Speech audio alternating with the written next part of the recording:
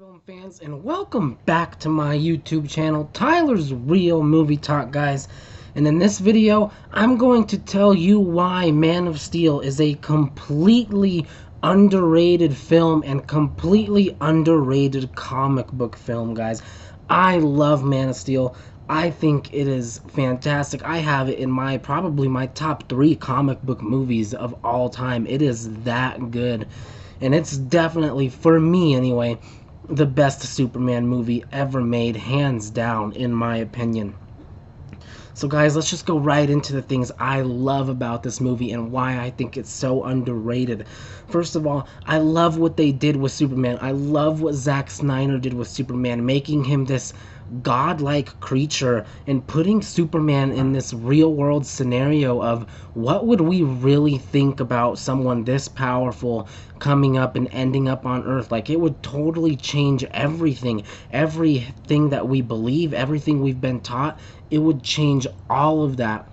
And I thought Zack Snyder really did a fantastic job fleshing that out and what it would mean to us as people here, and what it would mean that, someone like this was out there, someone this powerful, this godlike being, you know what I mean? And I really like how they painted him in that picture. There was a ton of symbolism of that in this movie, and I really enjoyed it was really new the way they did that. We haven't seen Superman really portrayed that way before, and I thought it was interesting, I thought it was creative, I thought it was innovative, I liked it a lot. Also, guys, really one of the best things about this movie was that, we all know how powerful Superman is. You can't really hurt him physically without kryptonite. But what you can do, and what this movie shows so well, is he can be hurt emotionally. Even though he's so powerful, he has feelings. He's a regular person, just with extraordinary abilities. And I love how this movie fleshes that out as well, you know what I mean? Like, you can't hurt him physically, but we see time and time again through flashbacks and things of that nature that he can be hurt emotionally. That scene with the kids picking on him and, throwing him up against the fence, and then he's gripping onto the pole. And then after the kids leave, because they see his dad is there watching, and then they run away, and after they leave, his dad walks up to him and he tells him, he says, "Hey, did they hurt you?" And he says, "No, they can't."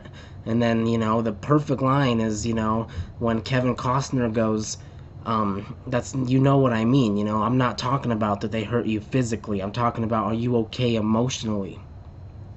And that was such a powerful scene because it shows the metal fence post. It shows that bent because of him gripping onto it so hard, and it shows you that Superman is such a great person. You know what I mean? He's getting picked on, but if he really wanted to, he has the power to basically destroy these kids if he wants to. But he's such a good person through and through and inside that he shows restraint, and he doesn't do that, which I thought was fantastic, the way they portrayed that.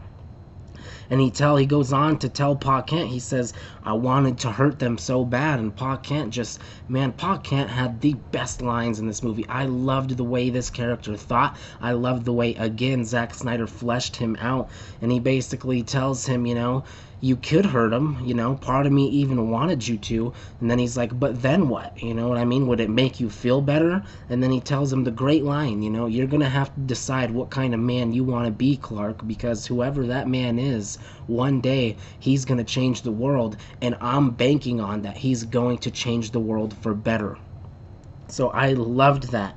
And the consistent questions, going back to Pa Kent and Clark, the consistent questions that they bring up, about right and wrong. What is right and wrong? What should this character do? What should he be doing? One of the best things about the film was when Clark saves the school bus of kids, and then he talks to his dad about it later. And basically his dad says, you can't let people see you're this powerful. You can't. It'll change everything, He believed the world would be ready at some point. Excuse me. He believed the world would be ready at some point, but he definitely believed that they were not ready for that yet. So, Clark goes on to say, "Well, what did you want me to do? What should I have done? Let them die?" And the most powerful scene of the movie, excuse me, Is Pa Kent telling him, you know, maybe, you know, I don't want them to die, but I think they both kind of have this troubling where they both don't understand what they're dealing with. They both don't realize, they both don't know, and they're both scared and nervous about what the world would think. You know what I mean? And that line, where he just says, maybe. Wow, that is a powerful line, you know what I mean?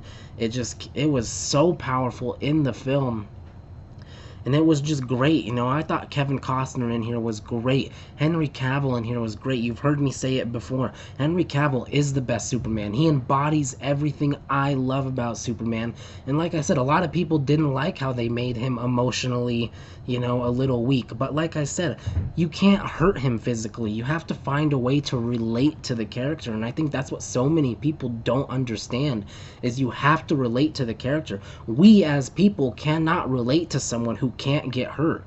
So how do you do that? You make them get hurt emotionally. We've all had times where we've been hurt emotionally and what that does to us. So that's how they made him relatable, and I loved it. It was the most relatable Superman I've ever seen, and I loved that aspect of the film. And guys, the last great thing I loved about this film that I think is completely underrated is General Zod as a villain. General Zod as a villain was fantastic. Michael Shannon was great. I mean, there's a line in there where he captures Superman, and Superman tells him, so you're the one who killed my father, his real father from the planet Krypton.